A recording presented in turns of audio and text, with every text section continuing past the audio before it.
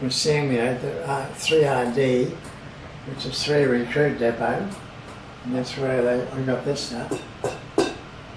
And for a young person, you know, to go away from home, to be stuck there doing bayonet fighting, and they give us all our injections.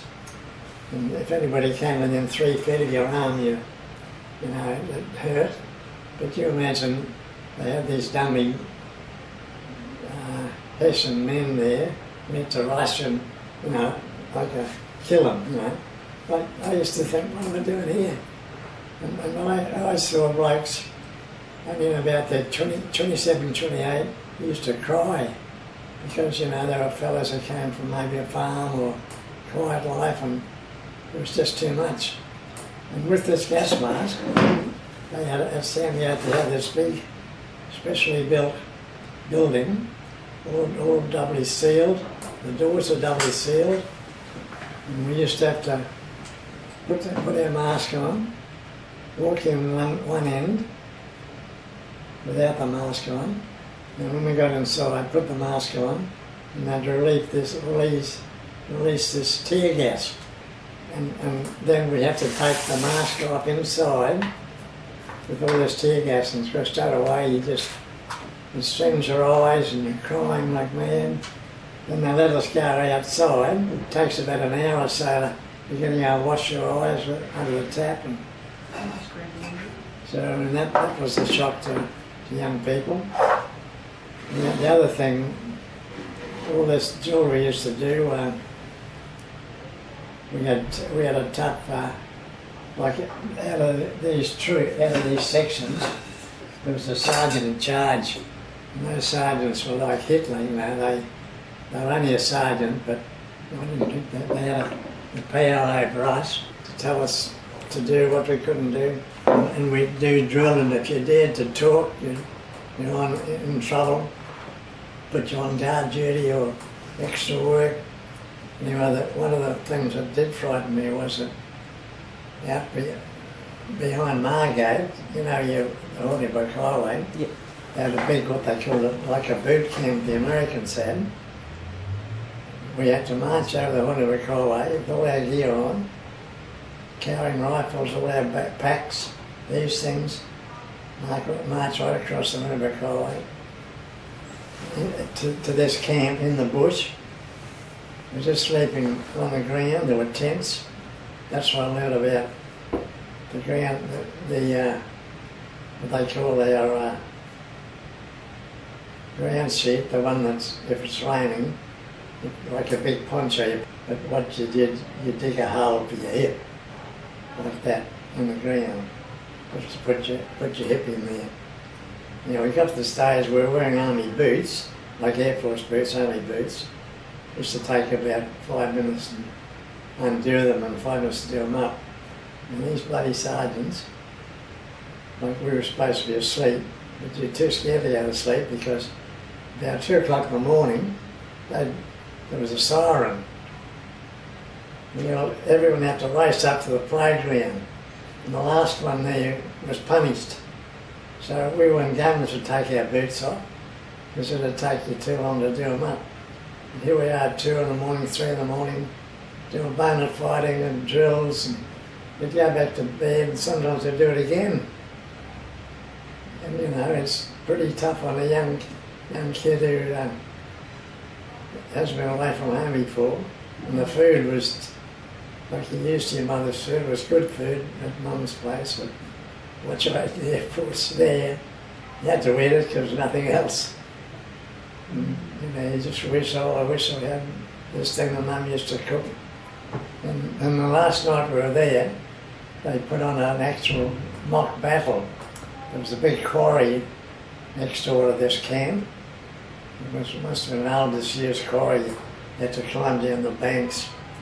And they used to come out from Sandgate, the explosive experts, and set detonators in the ground.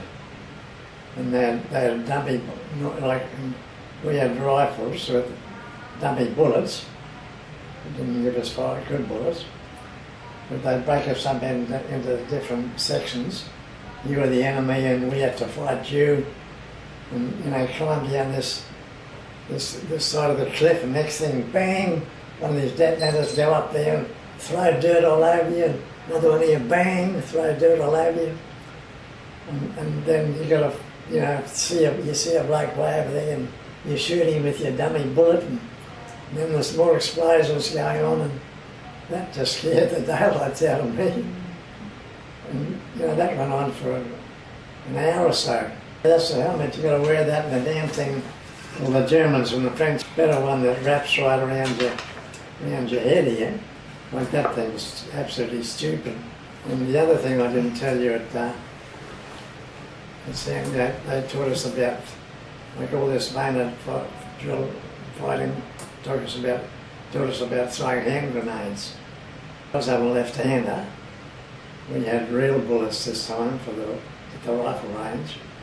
We had to lie down on targets 50 yards away or something. And a 303 rifle's got a magazine which holds 10 bullets, and then built for right-handed people. Like I'd have my rifle over here, and you've got to keep putting this down.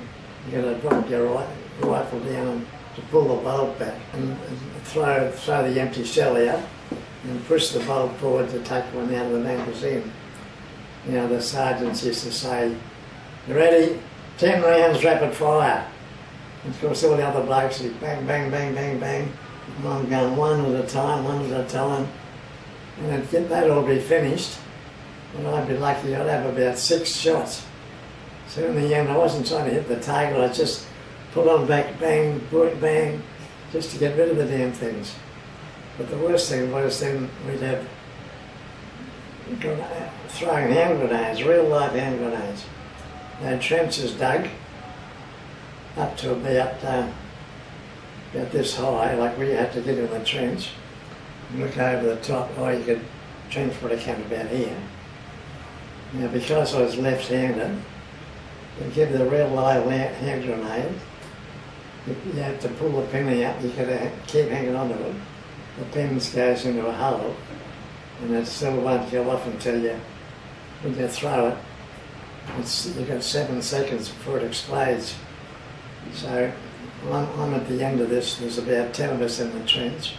I'm left-handed, and the bloke next to me, he's right-handed. And they wake up, if we had an accident, if that bloke hit me, or I hit him accidentally, the grenades would fall down there, and you'd have your life to get out. So they solved the problem by putting me down the other end. And you wait, and the sergeant tells you, wait, or hold, throw. And you throw and duck down, and shrapnel, you can hear a shrapnel all over the place. Where we slept in the huts, we were sleeping on floorboards, which was worse than sleeping on the ground where you could build this hole for your hip. And you were just lying on the ground sheet. This is all to toughen you up, make a man out of you. I used to say to people, I went into the Air Force as a boy, and I came out as a man, and I did. That's what it's all about. Before you go to fight the enemy, you're supposed to be tough as nails. So,